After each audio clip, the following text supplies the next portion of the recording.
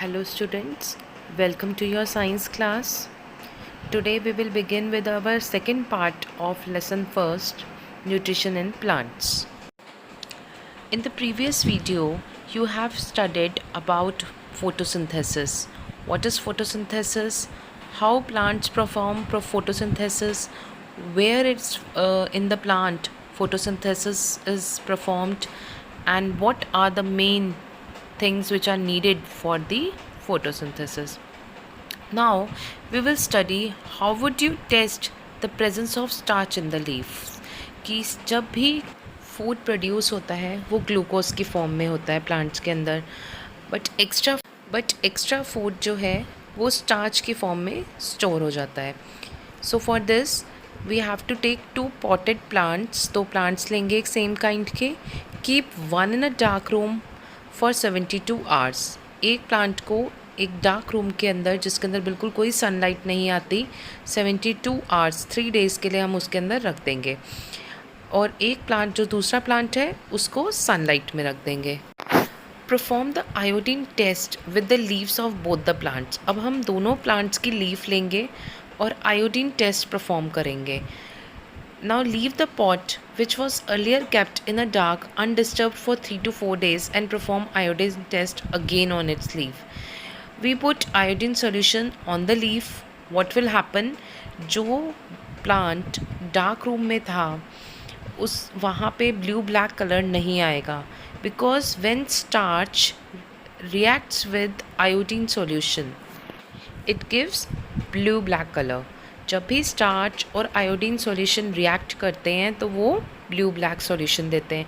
तो जो plant dark room में पड़ा था जिसको सनलाइट नहीं मिली it will not perform photosynthesis.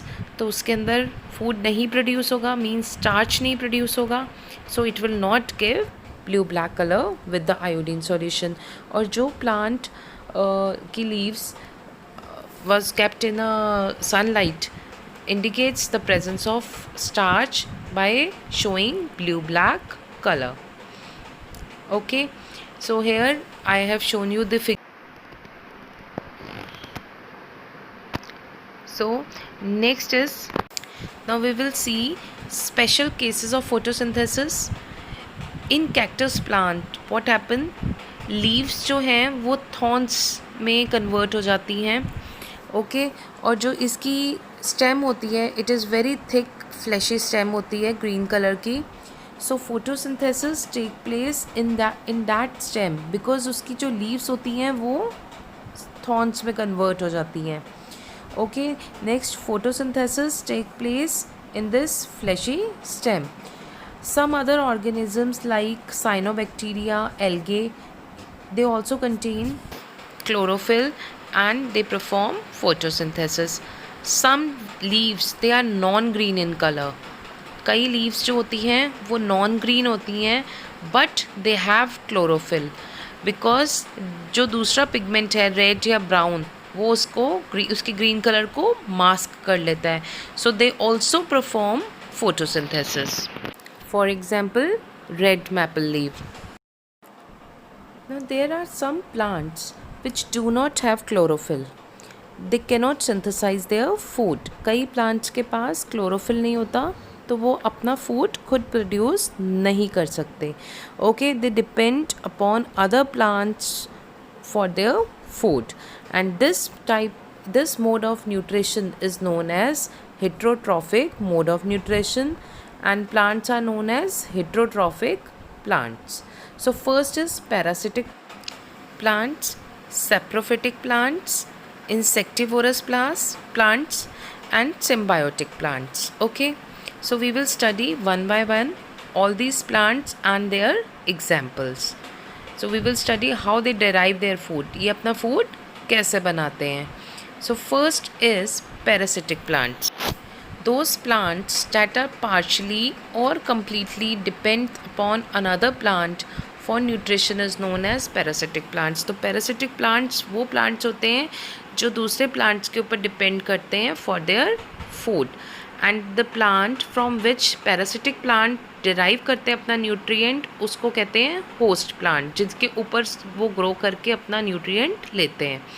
And parasitic plant always harms the host plant. जो होस्ट प्लांट होता है उसको हमेशा नुकसान होता है पैरासिटिक प्लांट से. And parasitic plants are of two types. One is complete parasite and another is partial parasite. An example is Amarbela. Okay, here is a picture of this plant which is also known as Cuscuta. Next type is saprotropic plants. A plant that obtain nutrients from dead and decaying plants and animal matter is called saprotropic plants. तो saprotropic plants अपना nutrition कहाँ से लेते हैं? जो भी dead and decaying, जब कोई प्लांट्स डेड हो जाता है, रॉट हो जाता है, तो ये जो सेप्रोट्रॉपिक ऑर्गेनिजम्स होते हैं they grow on it and what happens, they derive their nutrition from them. And these types of plants are usually non-green plants and have no leaves. Saprophytes, what do? They secrete digestive juice on dead matter. एक digestive juice secrete करते हैं and that juice is converted into solution and nutrients are absorbed from that solution. And roots of saprotropic plants contain organism called fungi and they help in cleaning the environment. Okay, and its examples are mushrooms, yeast, bread molds, bacteria, etc.